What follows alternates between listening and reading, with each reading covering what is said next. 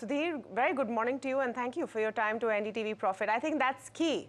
Better performance than expected in a tough quarter because it has been a tough quarter in terms of the atmospherics.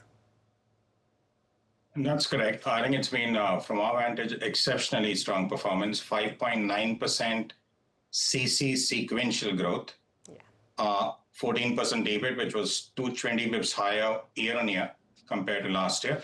And then everything else that came along with the growth. Balanced growth coming in from almost every vertical of the firm. 5 large deals signed. Executable order book, which is the next 12 months signed order book at almost 26 to 27% higher than where it was at the same time last year. In what is, as you rightly said, Tamanna, a tough macro is something that we feel very pleased about.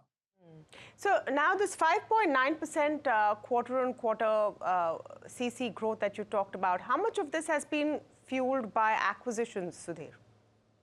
Absolutely nothing. This is organic. There was no acquisition. This is 5.9% CC organic growth coming on the back of what was in quarter one, again, about a 5.9% CC organic growth.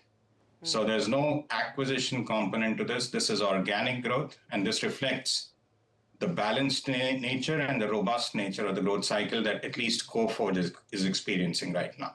So let's talk a bit about that. You made the point that this is what Coforge is experiencing. How we're seeing something quite different from the commentary that we're hearing amongst your peers and in the sector all around. So what has been working strategically? Can you give us some insight on that? Sure. I guess the macros for the industry continue to be tough, though at the margins, on the margins, we do see demand rebounding somewhat, slightly. Within the depressed, within the rather tough macros that we're looking at right now, what's worked for Coforge and has worked for us for almost 9 years, this is the 9th year, straight year of what should be robust growth, very robust growth that we've delivered, has been a focus on execution and a culture of execution and intensity that's always uniquely been our own. We've always said execution is not just about talking about what we're going to do or sharing plans. It's about getting things done. And I think that ability to get things done exemplified in no place better than the manner in which we've embraced AI within our own operations and the manner in which we've been able to bring AI to life beyond just pilots for our clients. That's made the biggest difference, and that's really allowed us to continue to plow ahead and deliver the growth numbers that we have despite the macros. Okay, I want to talk a little bit more about the AI portion of it, Sudhir, because this is important and a pivotal point for the entire space, right?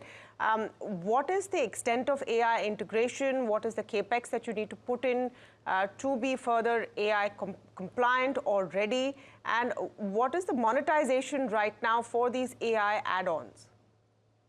Well, if you look at the metric that everyone looks at first, if you look at the revenue per employee at Coforge, that number has gone up extremely smartly. And that's the best reflection of the fact that we've not just embraced AI in terms of our own operations, but it's also reflective of the 4 platforms that we've created in order to make sure that enterprise adoption of AI by our clients goes up.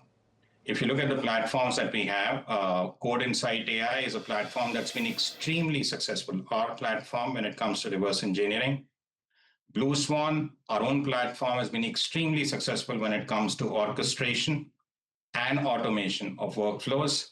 And the third platform, Quasar, that we've always talked about, continues to be a platform that we lead with when it comes to driving transformation.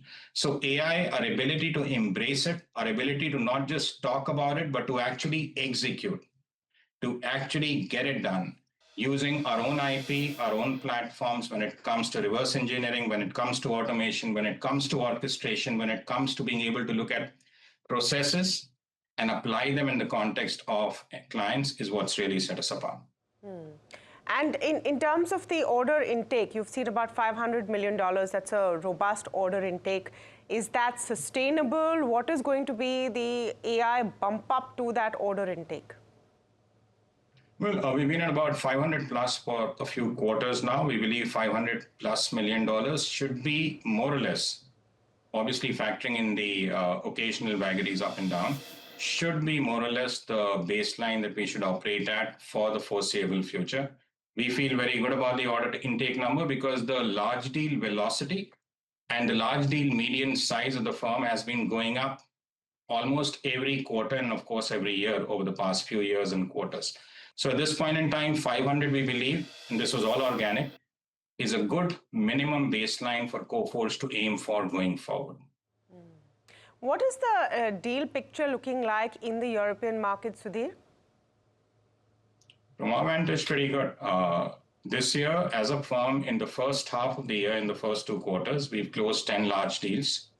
That contrasts with 14 that we closed in all of last year. As I said, the large deal velocity, despite the macros, is picking up. The large deal pipeline, even in Europe, at this point in time, is robust.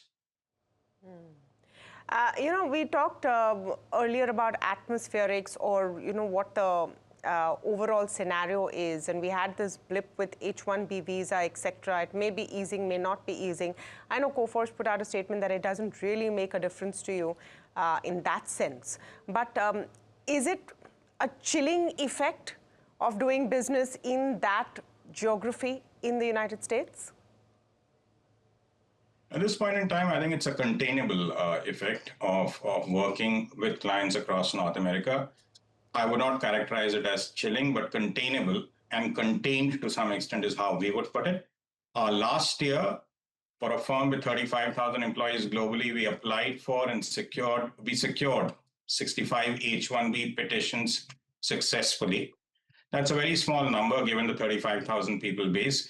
We believe that we should be able to pivot towards on-site hiring to replace that small number without any material impact to operations, revenue outlook, or to margins.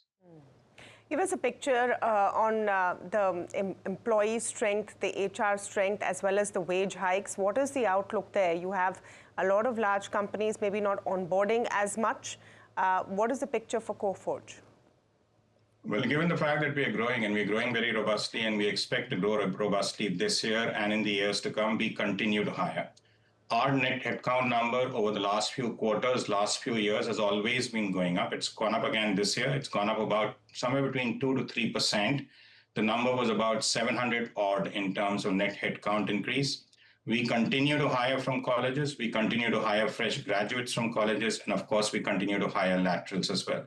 So given the growth that we are experiencing and we anticipate, our hiring continues unabated. This is a question that I asked TCS as well, and I'm going to ask you as well, Sudhir. In the age of AI, for people who want to join your company and who want to be eligible to work in a company like yours, what are the kind of skill sets that they need to have? I think the foremost, possibly the only skill set that's a gatekeeper is being curious. We find the current crop of young students that we're hiring from colleges in India. And as I said, Coforge continues to hire to be a fantastic cohort in the AI age. That's largely because if you were to reflect on the skills and the experience that they bring to bear, it's very different from what the earlier cohorts used to bring to bear. Right? These are folks who've grown up in colleges. They've spent their time participating in hackathons. They have a very strong mindset around hunting for solutions and not necessarily counting on certificates as a surrogate to prove their competency. In the age of AI, that curiosity, that urge to find a solution using technologies that are changing, that are mutating, that are still somewhat immature is vital. So for anyone who wants to join Coforge, and a lot of people are because we continue to hire, that curiosity, that hands-on experience, anecdotally experience, having participated in a lot of hackathons and hopefully having won some of them, is what is of primary interest to us.